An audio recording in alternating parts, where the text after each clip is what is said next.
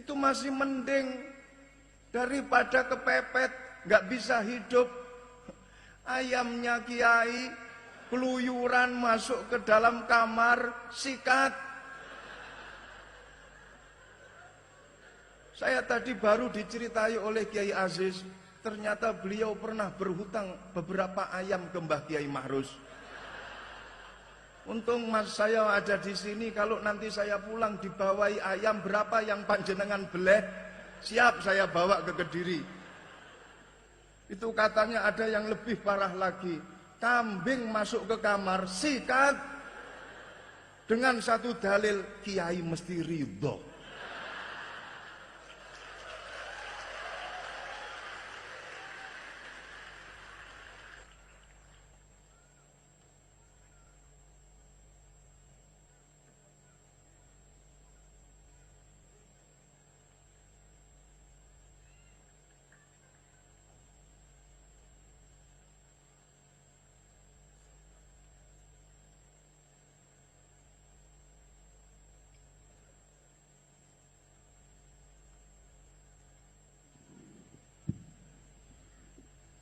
Assalamualaikum warahmatullahi wabarakatuh. Kula pengin tambah semangat maneh anggenipun jawab salam. Kula dongaaken sing jawab salami banter, insyaallah utang-utange kesaur kabeh.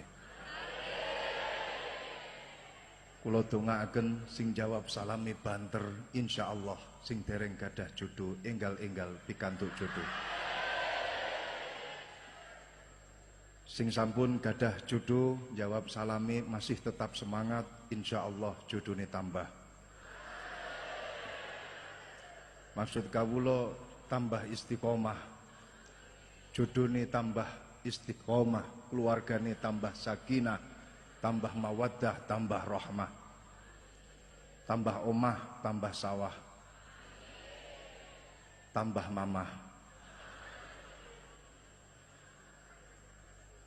Assalamualaikum warahmatullahi wabarakatuh.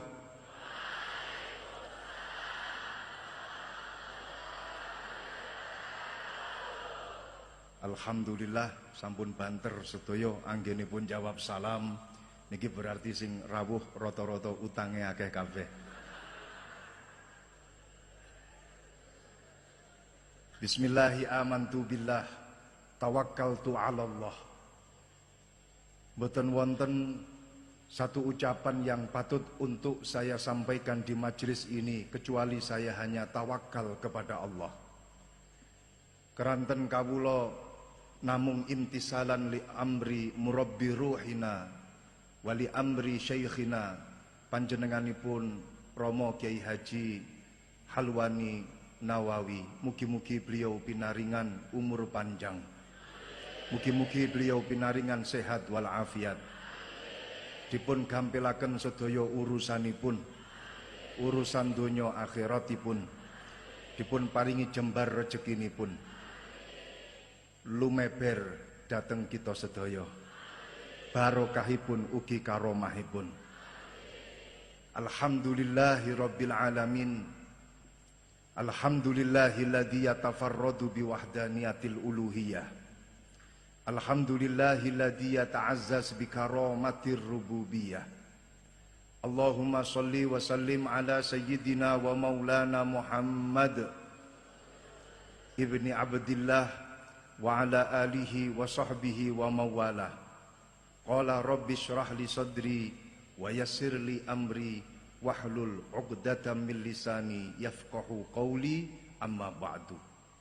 Hadratal muhtaramin ulama anal a'izza, para habaib, para kiai, para masyayikh, para sesepuh, para bini sepuh, para ibu nyai, para gus, para nawaning, para wali santri, hadirin hadirat ingkang dipun mulyakaken Allah Subhanahu wa taala. Khususipun dumateng para sesepuh kita, panutan kita, kiai kita, guru kita, panjenenganipun Romo Kiai Ahmad Halwani Nawawi, panjenenganipun Romo Kiai Muhid Beliau adalah sesepuh daripada alumni Lirboyo ingkang wonten Purworejo, Kiai Mufti Abror. Wekdal beliau wonten tenggone Lirboyo, kula dereng dados napa-napa. Di planning mawon dereng. Panjenenganipun Kiai Ja'far Samsudin, panjenenganipun Romo Kiai Abdul Jalil, panjenenganipun Romo Kiai Hamid, Ketua NU Purworejo, panjenenganipun Bapak Bupati atau yang mewakili, panjenenganipun Akhinal Karim Bapak Agus Unit, Ketua Pengadilan Agama Purworejo, sedaya para kiai, para alim ulama ingkang boten saged kawula sebat asmanipun setunggalipun. Bapak pejabat pemerintah TNI, Polri maupun sipil, wonten Bapak Kapolres atau yang mewakili, Bapak Dandim atau yang mewakili, Bapak Camat, Bapak Lurah, sedaya kemawon para rawuh, kula wonten teng mriki panggenan niatipun estu tabarukan bihadal ma'had. Saya hanya tabarukan dengan Pondok Pesantren Nawawi Merjan. Kemutan wau napa ingkang dipun dawuhaken kalih panjenenganipun Romo Kiai Halwanin, bahwasanya dulu Mbah Kiai Mahrus simbah kawula pernah berdoa di sini dan mampu doanya tersebut diijabahi oleh Allah sehingga mampu pondok pesantren menika berkembang sedemikian rupa. Maka saya hadir ke sini dalam rangka untuk kula suwun malih niku pripun seumpama dongane Mbah Mahrus, supados kula saged ketularan kados Mbah Kiai Halwani.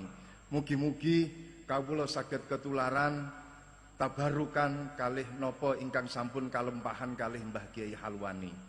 Kemutan kalih napa yang pernah dilakukan oleh Taqiyuddin As-Subki. Imam Taqiyuddin As-Subki pernah mendengar nama seorang alim allamah. Beliau adalah Imam Syaraf Ibn Yahya An-Nawawi, saking Syria. Taqiyuddin As-Subki terus pada akhirnya sowan datang Syekh Nawawi. Ketika beliau sampai di Syam, ketika beliau sampai di Syria, masuk ke pondok pesantrennya Imam Nawawi, dipun sambut kalih santri-santri nipun. Para santrinya kemudian bertanya, panjenengan mau mencari siapa? Saya mau sowan ke Syekh Nawawi. Telat. Loh kok bisa telat?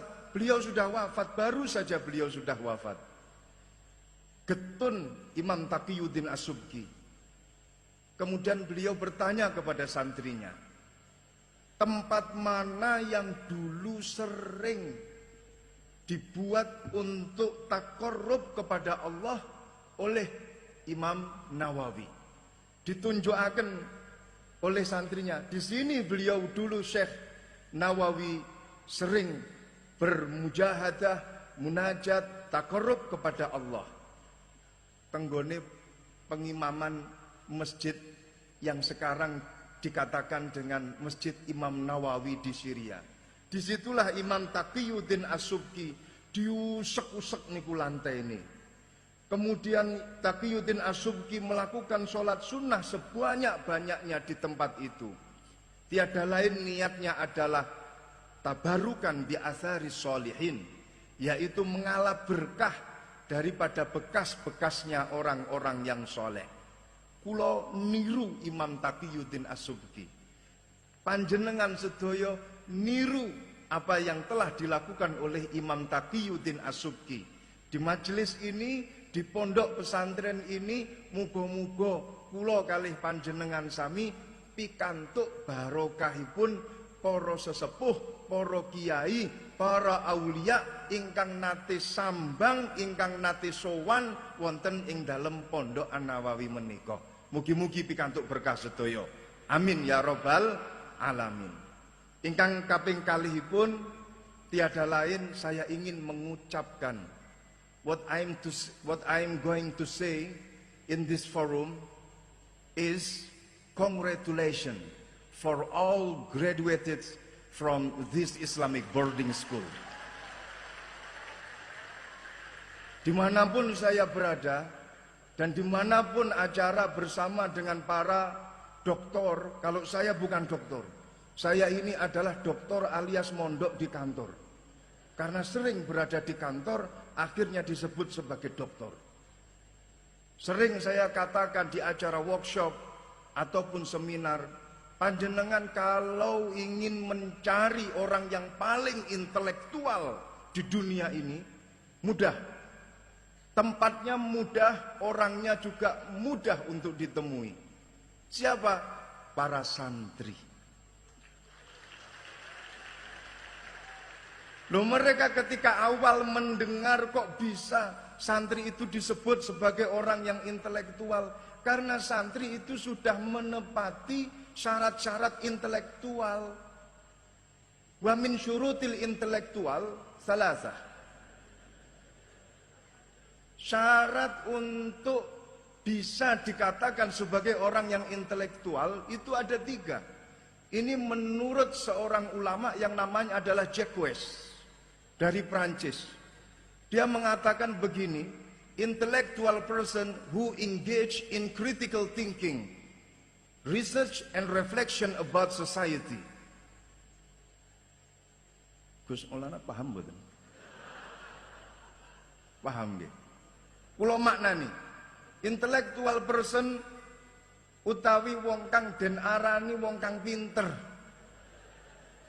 Iku hu wong mausul alladzi engage kang manjing sapa hu in critical thinking, ing dalem pemikiran kang kritis. Reflection taukid niki napa namine niki sebenarnya atof tapi wawune dibuat. Jadi wawu atof niki mahdzuf. Research and penelitian utawa penemuan utawa pengalaman and reflection about society. Lan mikir-mikir ing dalem sekabehane perkorone umat. 3 syarat ini sudah masuk di dalam santri. 1, santri harus memiliki pemikiran yang kritis. Santri itu Masya Allah, makhluknya Allah yang paling kritis itu adalah santri.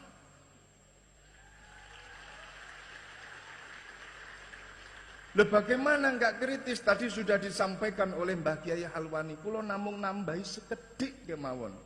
Sejatosipun Mau'idatul Hasanah Al-Uzma itu sudah disampaikan oleh Mbah Kiai Halwani.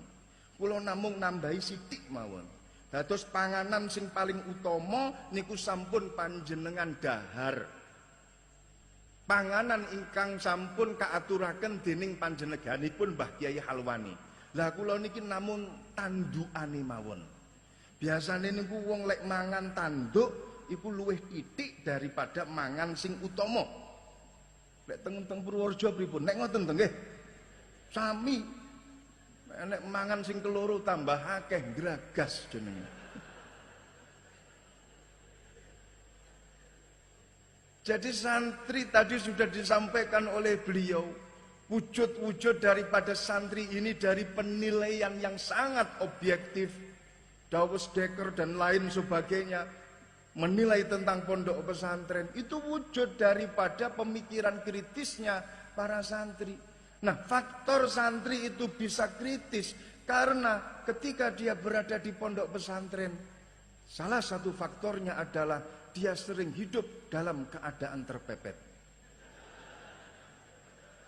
Niki salah satu faktor orang itu bisa kritis. Jenengan tingali tenggone cabang ilmu psikologi. Orang ketika terpepet maka akan muncul pikiran-pikiran kritisnya.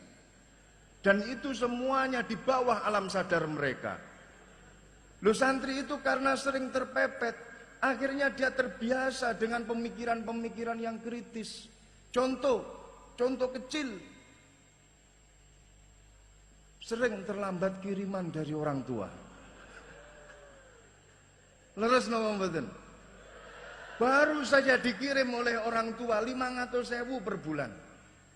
1 bulan 500.000. Pada hari pertama 350.000 dibuat untuk membayar utang-utang bulan yang kemarin. Sehingga dia ngantongi 150.000. Pada hari kedua dia dipalak oleh teman-temannya untuk mayoran. Habis sudah 100.000, tinggal 50.000. Hari ketiga alhamdulillah berkurang 25.000. Hari keempat habis sudah kiriman dari orang tua. Sisa hidup 26 hari ke depan. Sehingga dia harus berpikir setajam mungkin, bagaimana caranya agar saya bisa hidup, bisa survive di pondok pesantren selama 26 hari. Jangan sampai saya mati di pondok pesantren. Selama 26 hari itu akhirnya mereka berpikir, daripada mati, sebaiknya saya harus melakukan hal-hal yang bisa membuat saya hidup. Suket dibabati, dimasak jadi sop. Karena kepepet, pada akhirnya pengen mangan daging, sandal jepit diketoki, jadi cecek. Itu masih mending daripada kepepet, nggak bisa hidup. Ayamnya kiai keluyuran masuk ke dalam kamar, sikat. Saya tadi baru diceritai oleh Kiai Aziz, ternyata beliau pernah berhutang beberapa ayam ke Mbah Kiai Mahrus. Untung mas saya ada di sini, kalau nanti saya pulang dibawahi ayam berapa yang panjenengan beleh, siap saya bawa ke Kediri. Itu katanya ada yang lebih parah lagi, kambing masuk ke kamar, sikat, dengan satu dalil, kiai mesti ridho.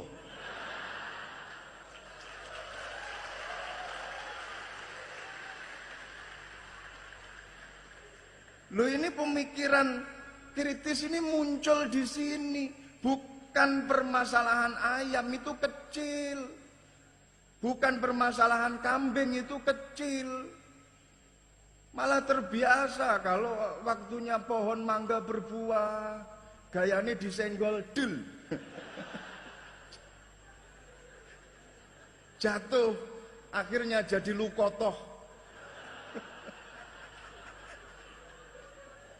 Bukan masalah mangganya, tapi bagaimana dia bisa berelah, bisa merubah hukum syarikoh menjadi lukotoh.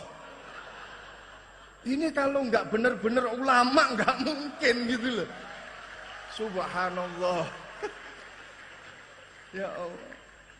Saya dulu pernah berusaha untuk ya sedikit-sedikit lah beramal untuk mencari nafkah, menghidupi istri dan juga anak-anak dengan membuat 3 kolam lele.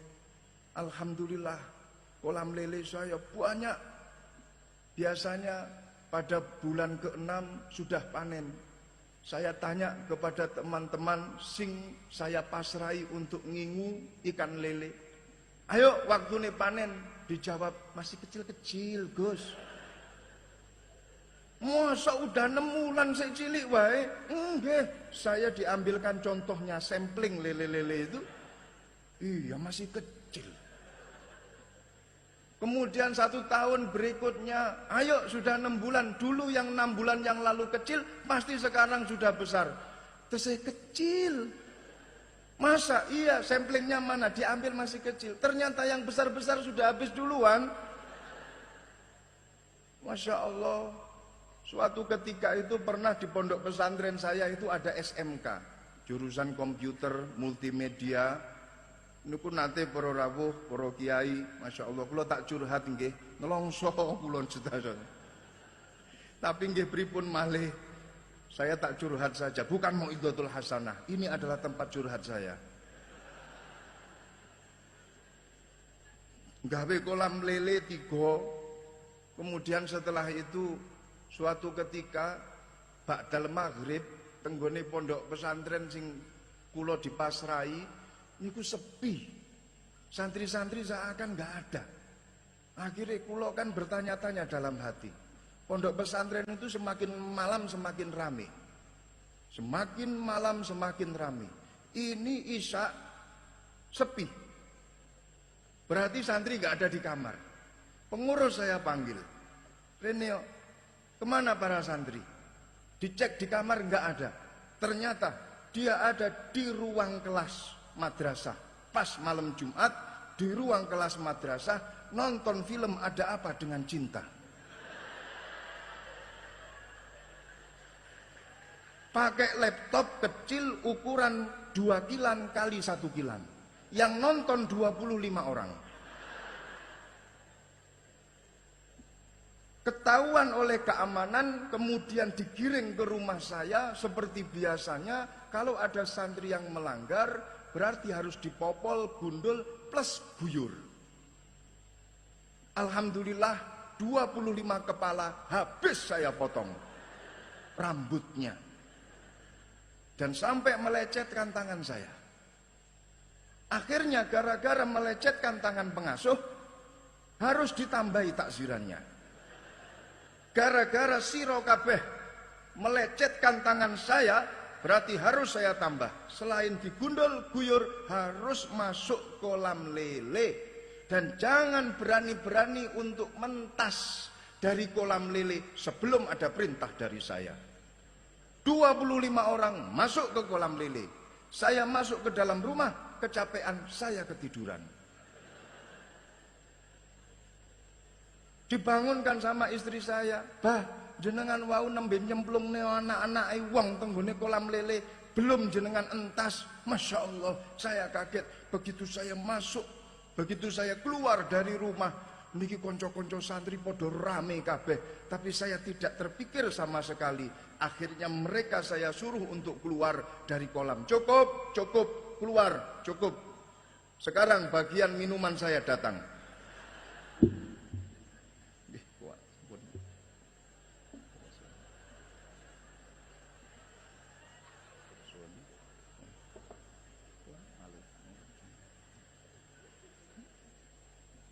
Pun saya suruh keluar. 15 menit berikutnya, Masya Allah, pondok pesantren sudah enggak sepi lagi. Berubah jadi pasar, asap ngepul kemana-mana. Saya kaget, ini pondok kebakaran, pondok kebakaran. Keluar saya dari rumah, saya tanya pengurus, "Ada apa kok kebakaran pondok pesantrennya?"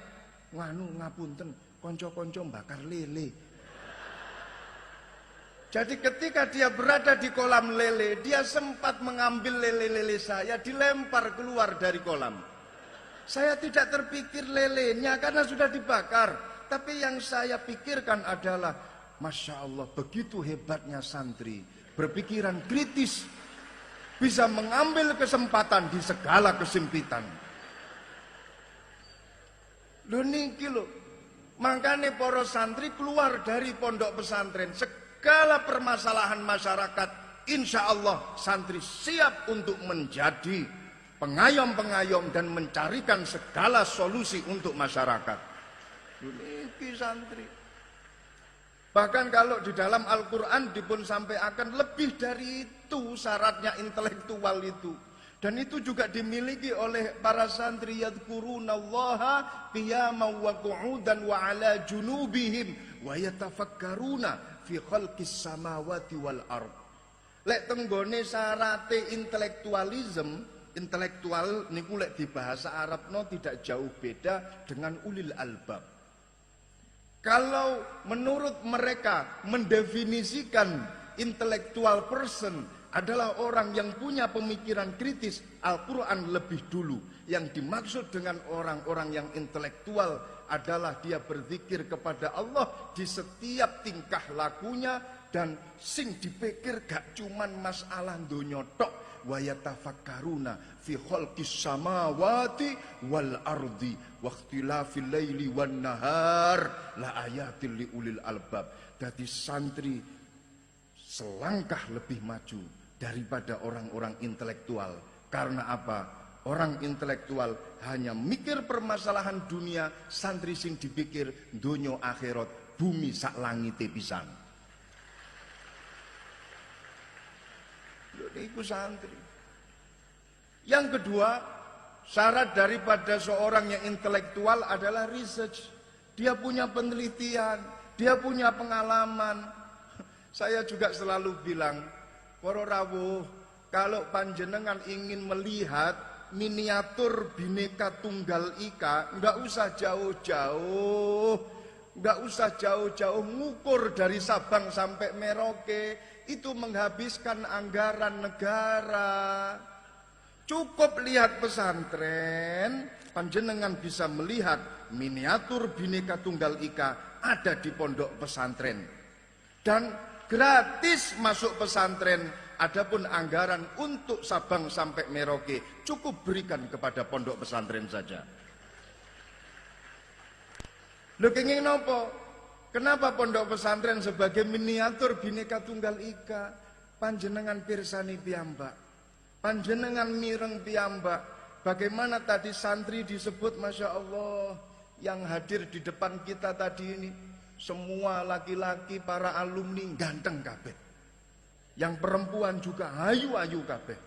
Dan tidak ada yang terbalik sing wedok ganteng utawa sing lanang ayu.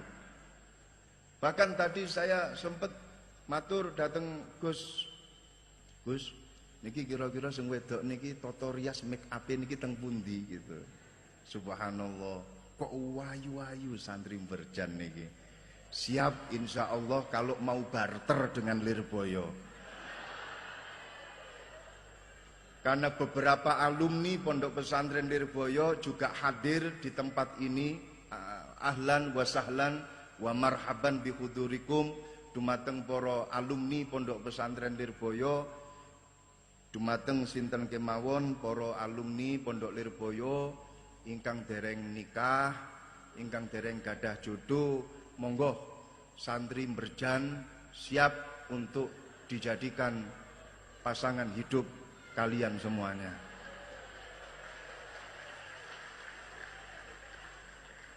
Panjenengan pirsani di depan tadi ini, kenapa kita sebut pondok pesantren adalah miniatur Bhinneka Tunggal Ika?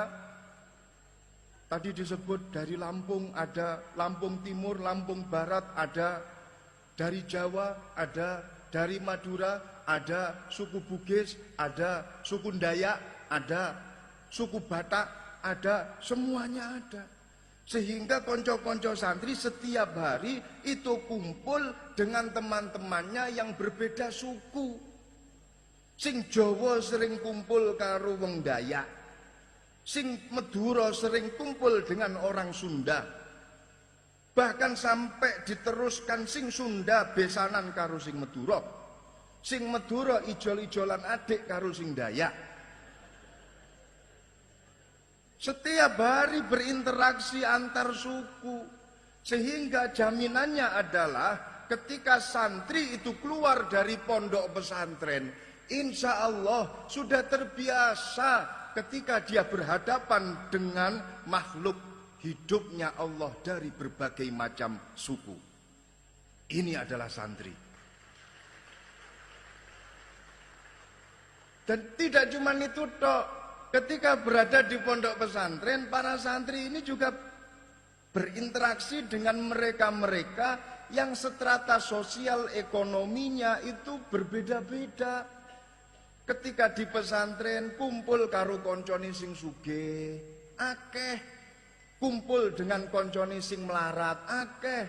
Kumpul dengan koncone sing kadang sugih, kadang melarat, akeh. Dengan berbagai macam karakter, teman-temannya karakternya macam-macam, setiap hari mereka berkumpul. Sehingga ketika keluar dari pondok pesantren, dengan mudah para santri itu bisa menyelesaikan permasalahan karena dia sudah terbiasa berinteraksi dengan berbagai macam watak-watuk karakternya masyarakat. Ini santri. Syarat yang terakhir adalah reflection about society. Pasti seorang santri pasti memiliki himmah yang luhur untuk membenahi masyarakatnya Seperti tadi yang disampaikan oleh Dawes Dekker dan juga disampaikan oleh seorang peneliti yaitu Hiroko Horikoshi, Clifford Geertz juga pernah menyampaikan hal yang serupa.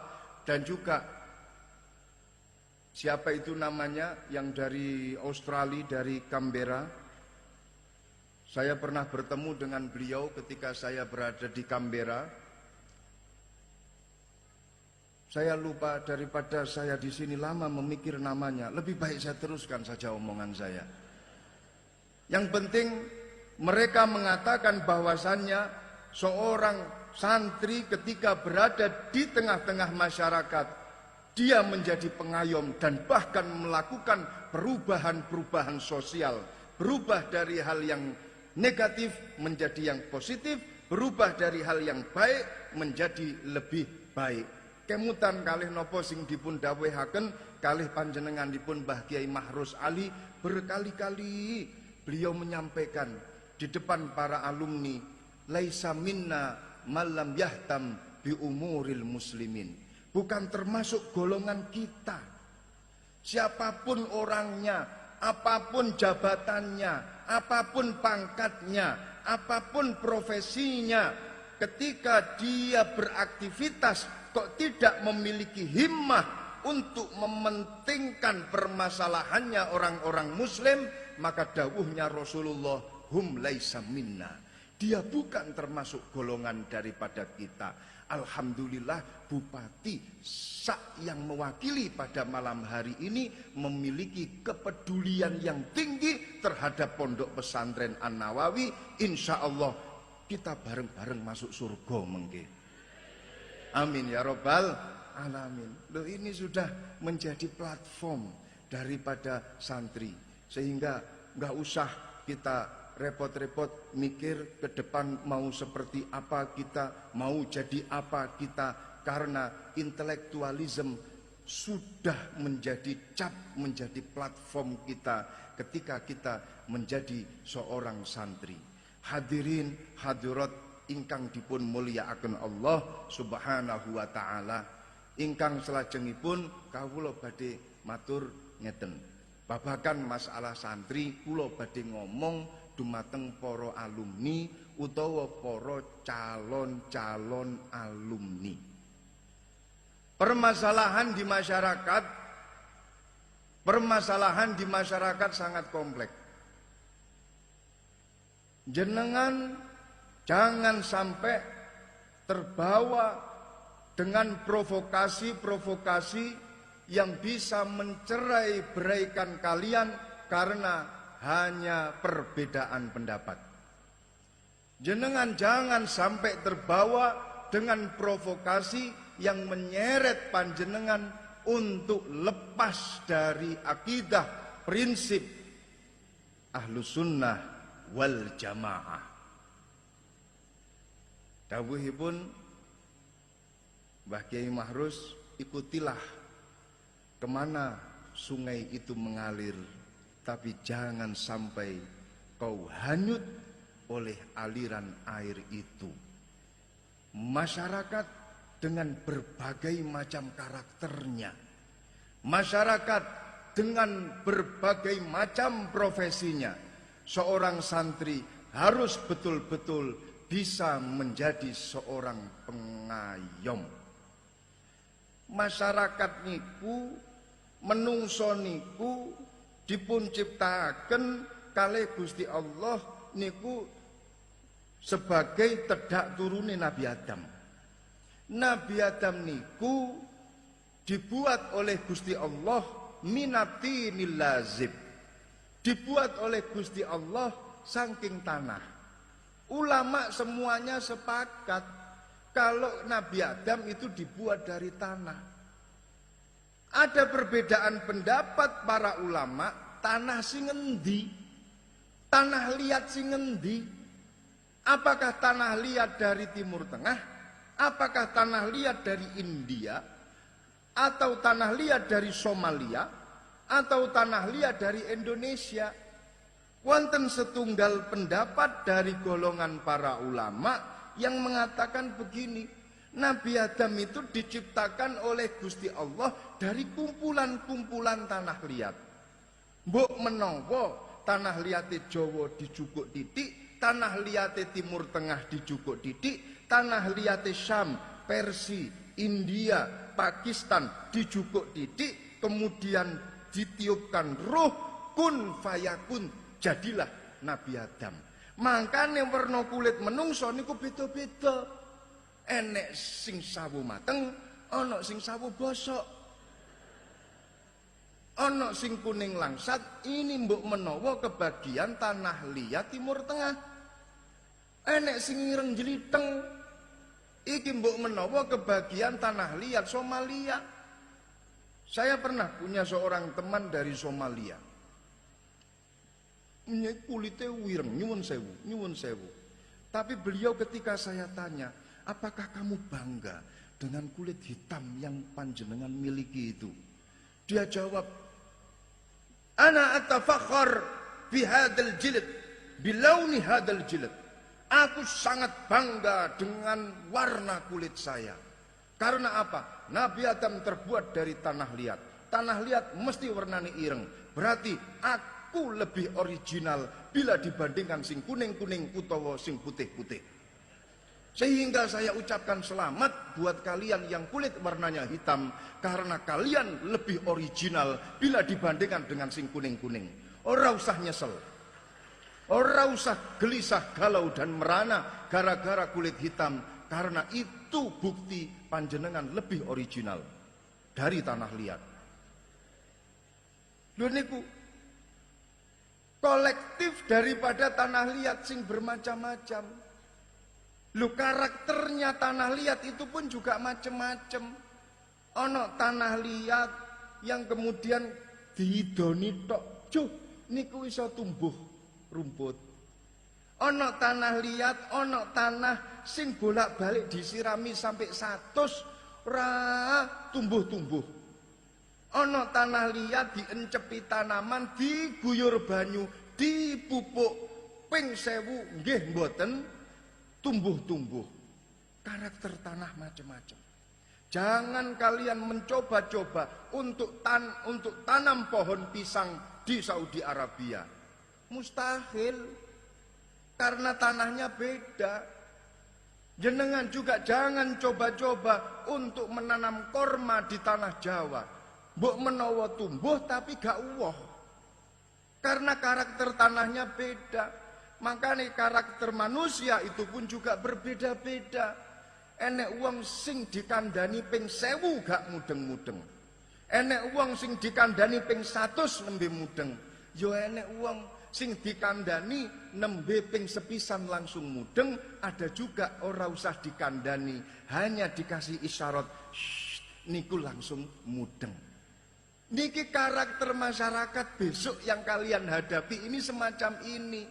Loh, kalian harus siap dengan berbagai macam karakter tanah. Tapi alhamdulillahnya di pondok pesantren panjenengan sudah terbiasa dengan berbagai macam karakter manusia. Insya Allah itu adalah permasalahan yang sepele untuk kalian.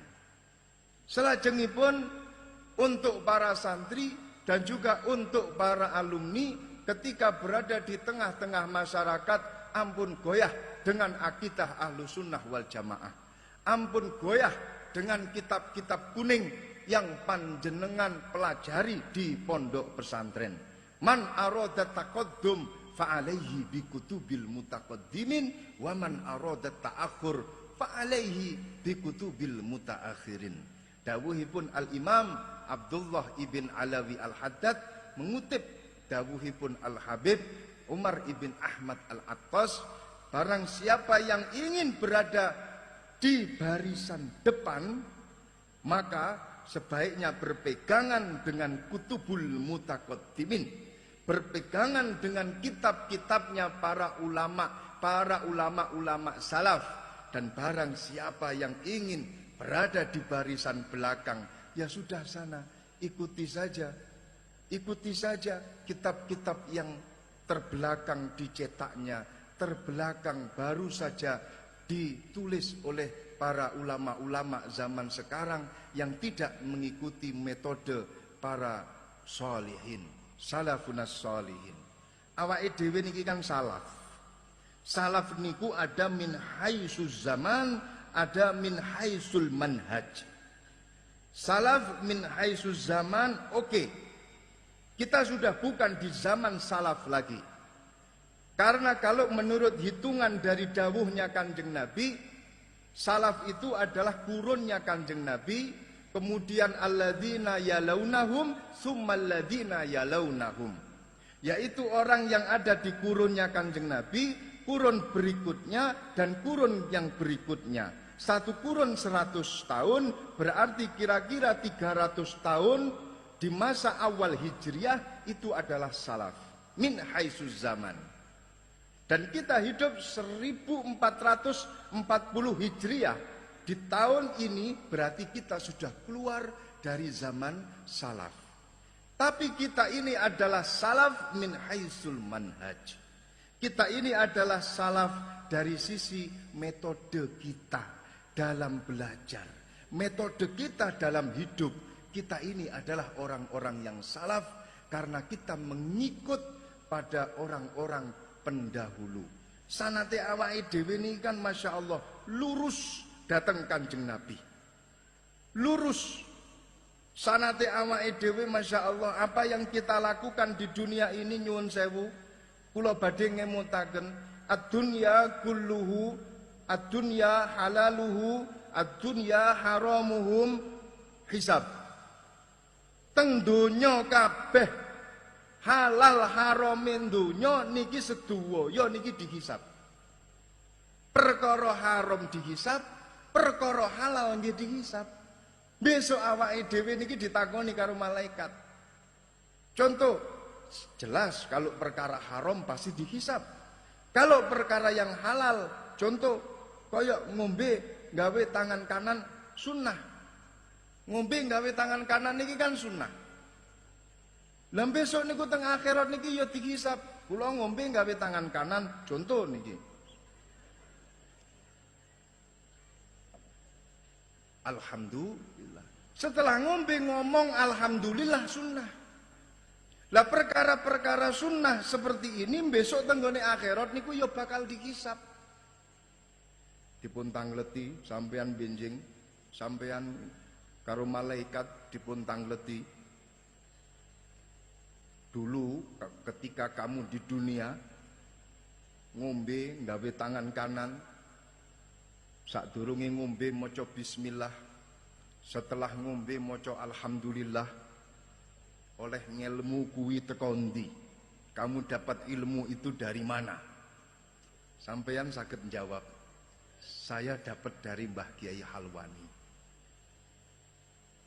Malaikat kemudian datang ke Mbah Kiai Halwani.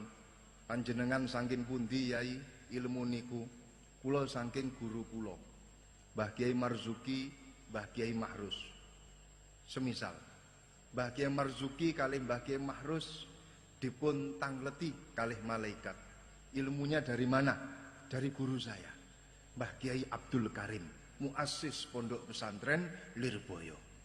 Mbah Kiai Abdul Karim ditanya, sampean dari mana Kiai? Dari guru saya, Syekhona Khalil Bangkalan. Mbah Khalil ditangleti saking pundi? Saking Mbah Kiai Mahfud Termas. Mbah Kiai Mahfud dipun tangleti saking pundi Kiai? Saking guru kula sinten? Mbah Kiai Ahmad Zaini Dahlan. Kiai Ahmad Zaini Dahlan dipun tangleti saking pundi? Kiai Ahmad Ad-Dasuki. Kiai Ahmad Ad-Dasuki dipun tangleti saking pundi? Gurunya Ibrahim Al-Bajuri. Ibrahim Al-Bajuri dipuntangleti saking pundi? Gurunya Abdullah As-Sanusi. Abdullah As-Sanusi dipuntangleti saking pundi? Saking gurunya Abduddin Al-Iji. Abduddin Al-Iji dipuntangleti saking pundi? Saking gurunya Muhammad ibn Umar Fakhrul Razi. Muhammad ibn Umar Fakhrul Razi dipuntangleti saking pundi? Abdul Karim Asy-Syahrastani. Imam Asy-Syahrastani dipuntangleti saking pundi? Muhammad Al-Ghazali. Muhammad Al-Ghazali Hujjatul Islam dipuntangleti saking pundi? Saking Imamul Haramain Al-Juwaini. terus sampai datang Sayyidina Ali dipuntangleti saking pundi, saking Kanjeng Nabi. Dadi jenengan para alumni pondok pesantren yakin sak yakin-yakine besok tenggone akhirat awake dhewe niki dipun syafaati kalih para ulama, kalih para kiai yang sanadnya nyambung sampai Kanjeng Nabi Muhammad sallallahu alaihi wasallam. Beda lek jenengan belajarnya tidak dari pondok pesantren. Makanya lek tenggone pondok pesantren krono sambunge kalih para kiai, setiap arep ngaji kiai ini difatihai dhisik. Kemudian musonnife ila hadrati muallifi Fathil Qorib Al-Fatihah, ila hadrati muallifi Alfiyah Ibni Malik Al-Fatihah. Mboten nate mireng ila hadrati muallifi biologi Al-Fatihah. Ora nek ceritane ila muallifi kitab kimiawi Al-Fatihah. Mboten wonten. Tradisi seperti ini adanya di pondok pesantren. Lho makane besok niku wong lek belajare mboten pas. Semisal belajar toko Google, tenggone akhirat niku dipun tangleti, walaupun toh perkara sing halal. Kowe oleh ngilmu ngombe gawe tangan kanan teko ndi? Google. Google digoleki karo malaikat. Malaikat niku akhirnya bengak-bengok sak wen-wen tenggone akhirat. Yang namanya Google ngacung. Ora nek sing ngacung. Makanya bisa diyakinkan, yakin sak yakin-yakine jenengan titeni besok tenggone akhirat.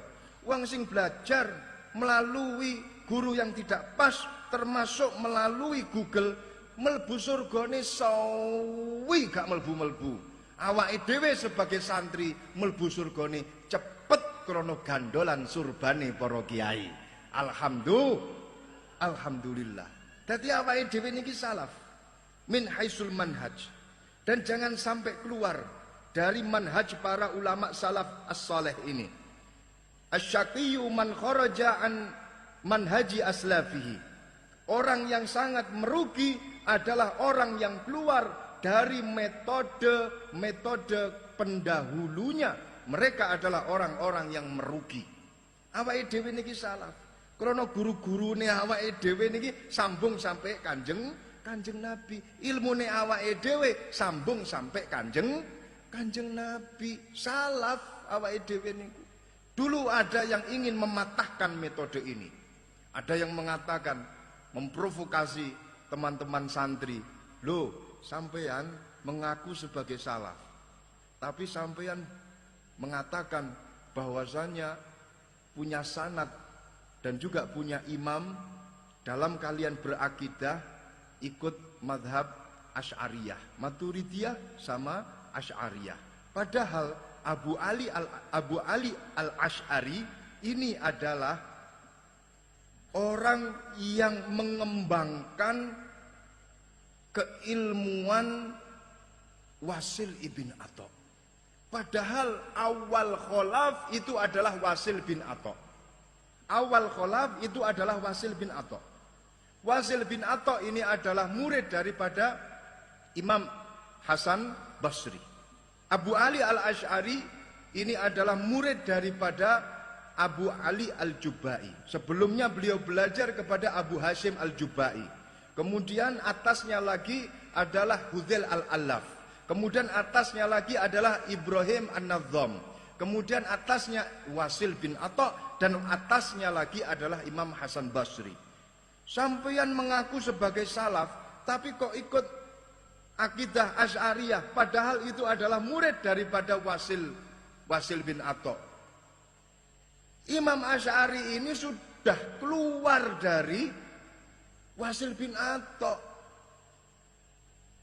Imam Asy'ari ini sudah keluar dari pemikiran kholaf, pemikiran Mu'tazilah, sehingga masih tetap original. Tidak ada pengaruh kholaf, tidak ada pengaruh, katakanlah dengan bahasa sekarang adalah liberalisme, yang mana pemikiran-pemikiran tersebut dikembangkan oleh Fazlur Rahman dari Pakistan, dikembangkan oleh Muhammad Abduh yang ada di Mesir. Ini kita keluar dari itu semua, nggak ada sangkut pautnya dengan kholaf, sehingga kita masih tetap dalam tataran runut salaf sampai Rasulullah Shallallahu Alaihi Wasallam. Tetap berpegangan dengan kitab kuning. Nah, yang jadi masalah ketika panjenengan berada di tengah-tengah masyarakat adalah egonya muncul. Naudzubillah min dzalik. Egonya muncul, takaburnya muncul. Sebagai umat Nabi, jauhilah sifat takabur. Sebagai umat Nabi, kita mulia karena kita menjadi umatnya Nabi Muhammad. Jangan sampai takabur. Ngeten lho para rawuh. Awake dhewe niki kan mulya niki gara-gara dadi umat Kanjeng Nabi. Kita ini apa? Kita ini terbuat dari nenek moyang kita tanah liat. Lek awake dhewe niki teko mani sing diguak nang dalan wong arepe ngidek jijik. Niki kemudian jadi kita. Mboten wonten napa-napane. Tapi kita mulia ini gara-gara menjadi umatnya Kanjeng Nabi. Coba jenengan pirsani piyambak. Al-Imam Umar ibn Hasan Al-Khobawi. Niki dawuh ngeten. Innallaha setuhune Gusti Allah ja'ala ummata Muhammadin ndadekake umat Kanjeng Nabi Muhammad du'afa. Allah niki ndadosaken umat Kanjeng Nabi awake dhewe du'afa, lemah, lemes, gak duwe daya. Nembe umur 50 ndemek bojone wae sewulan pisan. Nembe umur 50 lali karo bojone, malah kelingan karo bojone tangga. Wis lemes. Kenapa Allah menjadikan kita ini dhaif hatta yakuna la yatakabbaru, sehingga mboten sombong. Dadi lek enek umat Kanjeng Nabi niku kok sombong, niki berarti umat Kanjeng Nabi sing raine rai gedhe.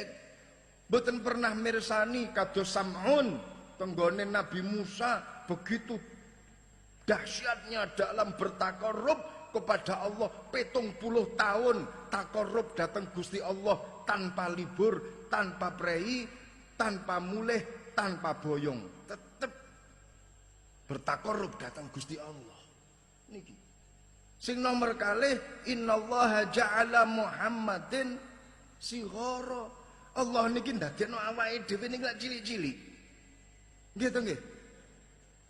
Nabi Adam 150 dhira dawane Nabi Adam.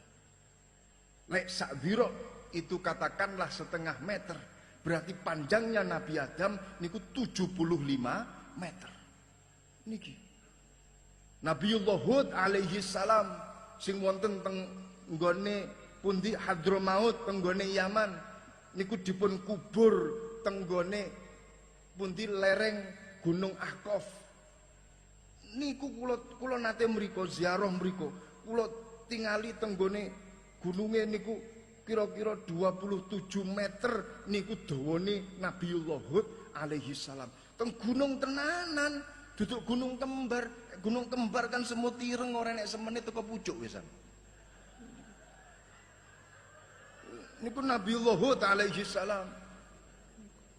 Lah awake dhewe niki Nabi Adam niku 150 dhira. Alhamdulillah awake dhewe 150 cm. Lho kenging napa kok bisa kita dijadikan kecil seperti ini?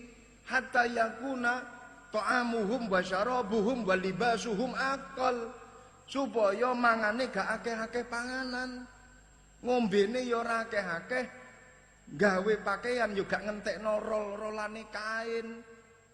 Niki dadi umat Kanjeng Nabi penak. Coba jenengan bayangno ya Allah, lek seumpama jenengan dhuwure niki sampai 75 meter. Kira-kira niku lho gulune niku dawane sak pira? Sekali ngombe niku pirang galon sak jeglekan. Matur ngonten wetenge niki lho ombone niki pirang hektar.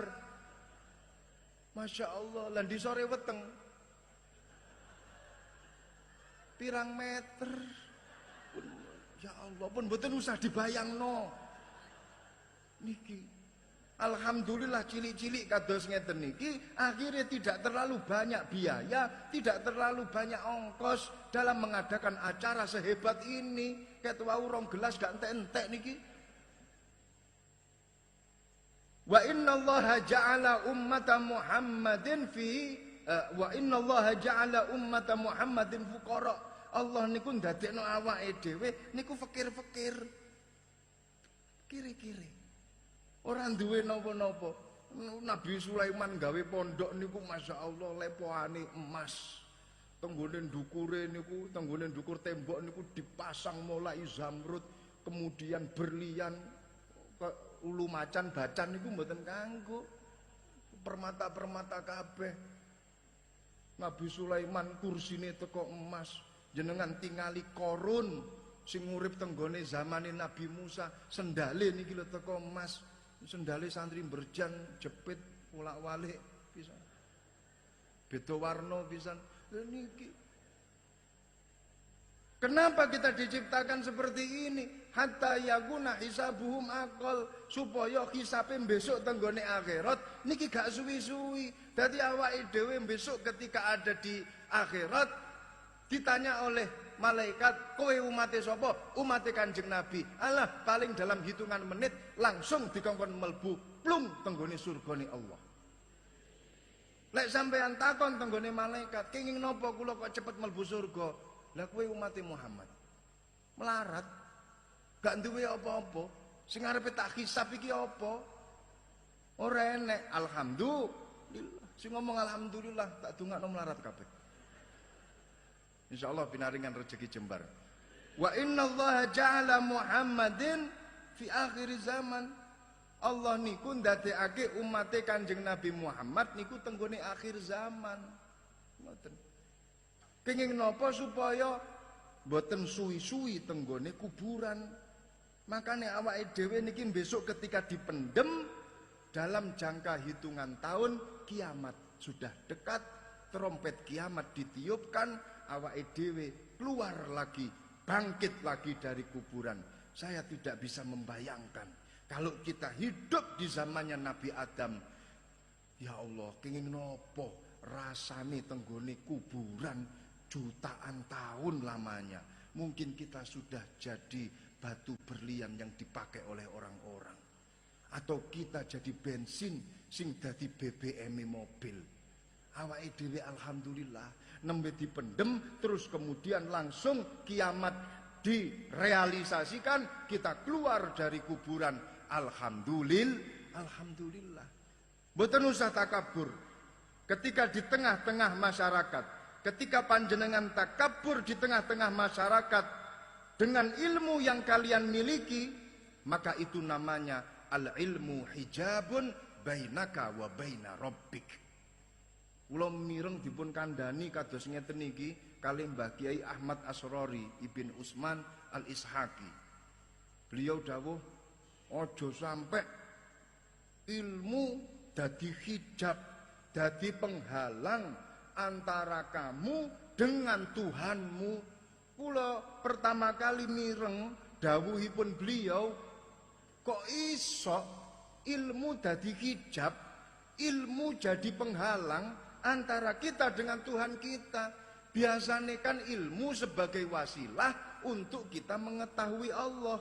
Laula murabbi, kalau seandainya tidak ada orang yang memberikan kita ilmu, kalau tidak ada guru, kalau tidak ada orang yang mendidik kita, maka kita tidak akan bisa tahu tentang sifat, tentang keesaan Tuhan kita.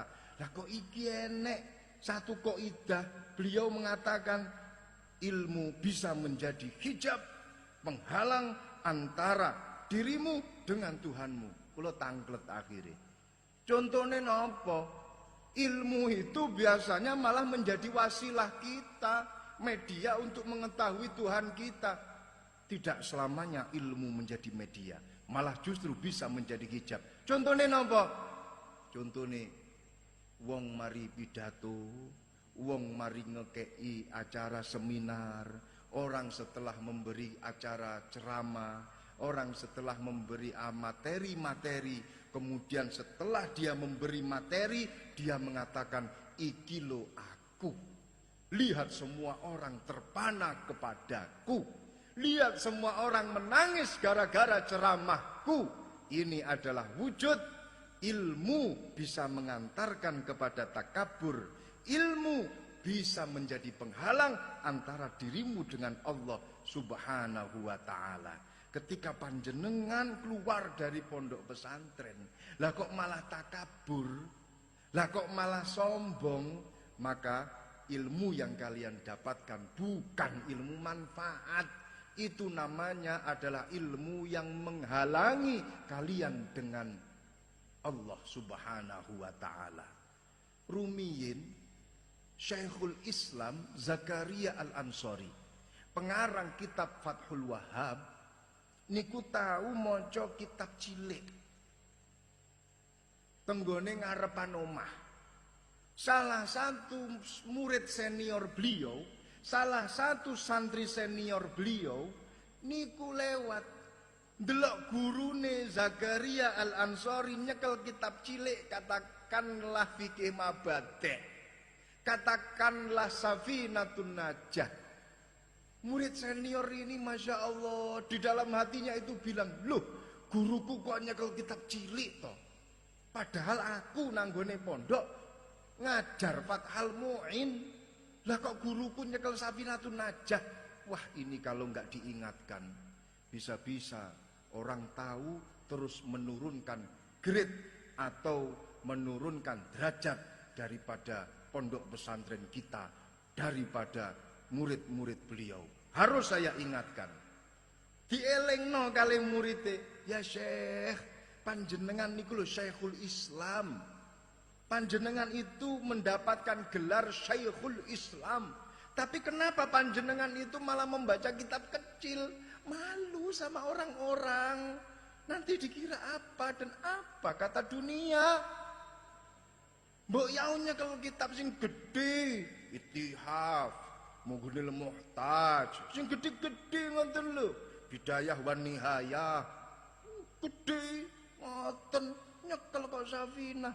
Didukani oleh Syekhul Islam Zakaria Al-Ansori, awakmu gak ngerti apa-apa. Wasaltu fi hadhil martabah biwasilati hadhil martabah. Aku iso disebut seperti itu, saya bisa sampai seperti ini, yo gara-gara kitab cilik, gara-gara kitab sing cilik-cilik iki. Yo kudu dihormati.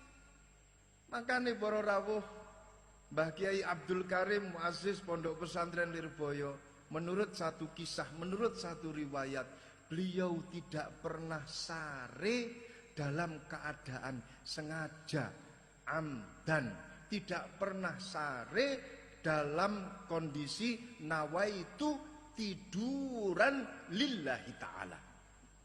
Kenapa? Karena beliau kalau sare dalam posisi dengan berbagai macam posisi, di tangannya selalu pegang kitab. Kitab cilik, kitab gede dicekel kalih Mbah Kiai Abdul Karim. Beliau menurut sejarahnya setiap kali mau mengajar pasti memutolaah. Pasti mau memutolaah, walaupun toh yang akan diajarkan itu jurumiyah. Ngajar jurumiyah tetap buka kitab jurumiyah, dimutolaah terlebih dahulu. Mau mengajar Imriti, dibuka Imritine. Mau ngajar Alfiyah, dibuka Alfiyai, apapun tingkatannya. Niku Mbah Kiai Abdul Karim. Lek sare niku mesti gawe cekelan kitab cilik, kitab gede. Berarti ini menunjukkan kalau beliau tidur dalam keadaan tidak sengaja, alias keturun. Mirip dengan kita, kalau tidur mesti keturun, tapi tenggone tangane awake dhewe iki mesti cekelan HP. Beda titik, cekelane mawon sing beda. Para rawuh hadirin hadirat ingkang dipun mulyakaken Allah, mila Syekh Muhammad Alwi Al-Maliki dawuh sabatul ilmi bil mudzakarah. Tetapnya ilmu itu dengan mudzakarah, yaitu murojaah, bukan mudzakarah dalam wazan dakaro, dakar-dakaran, bukan. Tapi dakaro mudzakarah maksudnya di situ adalah murojaah. Lanjutkan belajar panjenengan. Belajar ini sebuah kewajiban, tidak ada batas waktu kecuali kita sudah masuk ke liang lahat. Lanjutkan ke jenjang yang lebih tinggi, jangan berhenti untuk menuntut ilmu, jangan berhenti untuk berkreasi. Mugi-mugi ilmune manfaat kabeh. Mugi-mugi ilmune maslahah kabeh. Mugi-mugi ilmune dipun ridhoi kabeh. Mugi-mugi kita kelak nanti di akhirat bersama dengan guru-guru kita. Amin ya rabbal alamin. Wal afu minkum. Wassalamualaikum warahmatullahi wabarakatuh.